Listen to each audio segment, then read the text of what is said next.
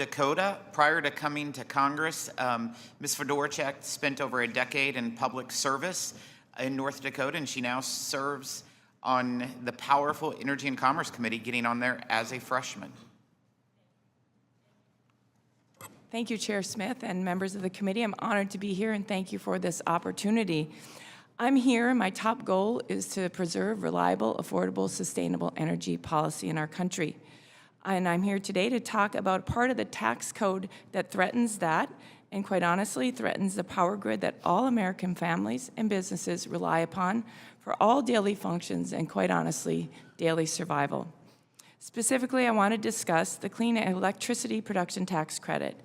This policy has been so effective in its 33 years that it's time to rethink and amend it. This policy is triggering a massive investment in new wind and solar resources faster than can be safely incorporated into our grid, and is having adverse impacts on the power grid and energy markets. Enacted in 1992, this program sought to boost investment in wind energy by offering a tax credit for every kilowatt hour of energy produced. At the time, the U.S. had less than 1.5 gigawatts of installed wind capacity. Today, that figure has increased by nearly 10,000%.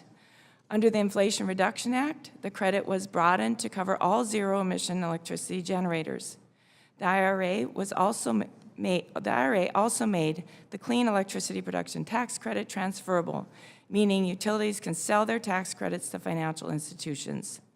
This transferable credit is a major catalyst for renewable energy development and has created a sizable secondary market. While the growth of these renewable energy resources is the policy of many states, most Americans, especially lawmakers, don't realize the threat this rapid expansion is having on the reliability and affordability of our electric grid. In your packet is a map provided by the North American Electric Reliability Corporation. It shows that up to 2/3 of our nation is at elevated risk of having enough power to meet demand for electricity today. For the last 12 years, I was a utility regulator in North Dakota, and in this role, I was a liaison from my state to the power grid MISO, which operates a power grid in central U.S. It serves 16 states and faces increasing grid reliability risks from one simple thing: installed capacity is increasing and accredited capacity is decreasing. Again, in your chart, there's a massive gap.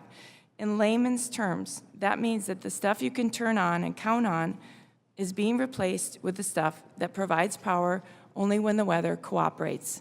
This is an unsustainable gap, and we must correct it. We're in danger of building a weather-dependent electricity grid. And why is this happening? Because the federal government is providing a very generous and expensive tax credit to encourage it. We have the opportunity to do something about this. The Clean Electricity Production Tax Credit and its predecessors were intended to be temporary for emerging technologies and has become a misaligned market incentive.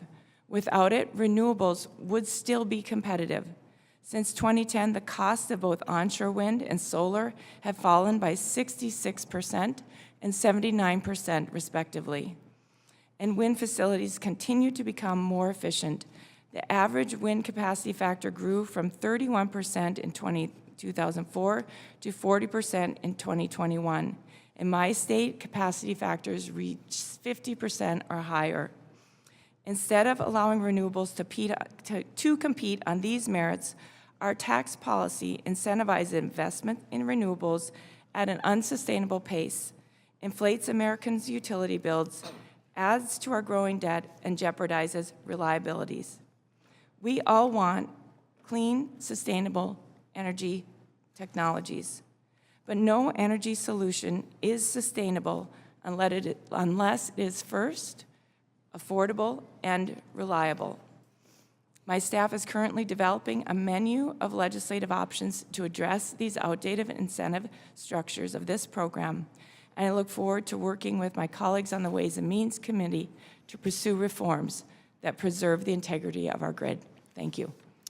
Thank you. I now recognize Representative Vince Fong, the gentleman from California. Mr. Fong,